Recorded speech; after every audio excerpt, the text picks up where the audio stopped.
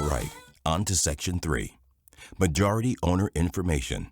As you can see by the status bar at the top, you're making great progress.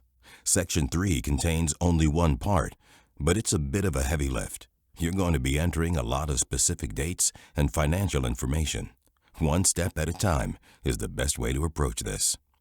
To begin, click the Add Owner link in the center of the light purple bar. Doing so will expand the box to include all of the questions you will be answering. If there is more than one owner of the business, you can click Add Another Owner. First, let's fill out your section. The first question is fairly simple and just requires your name and background information. For question 8, if you did not create the business yourself, this is the number of years you've owned the business or had majority control. Question 9 contains 3 parts: percentage owned, class of stock, and date acquired. Most of this information can be found on your tax return. For class of stock, you must use the drop-down menu to select an option, with NA at the bottom if your company has no stock. Lastly, if you did not start the business yourself, the date acquired is the date you bought the business or took majority control. For question 10, initial investment to acquire ownership interest in the firm, a value must be entered into each field. If an option does not apply, enter 0. If you started your business yourself, enter the amounts you used in each category.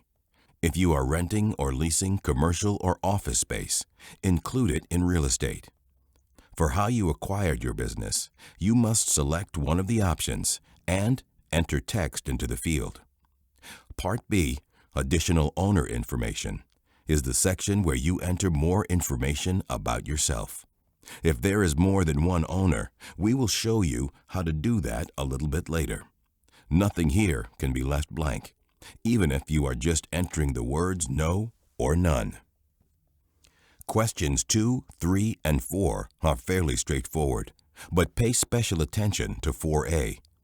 By applying for certification, you are also claiming socially and economically disadvantaged status, so make sure to select it and enter your personal net worth. For question 5, if you check yes, use the drop-down menu on the right to select Own or Manage. If you feel unsure about anything, there are multiple help buttons that provide you with additional information, and, as always, we encourage you to reach out to us with any questions. Now that you've filled out your information, this is a great time to lock in your progress by clicking Save Draft at the bottom. With that done, now is the time when you would click Add Another Owner in the light purple bar at the top if there is more than one owner. Follow the same steps as before for every additional owner. It's a good idea to save your progress after each person you enter.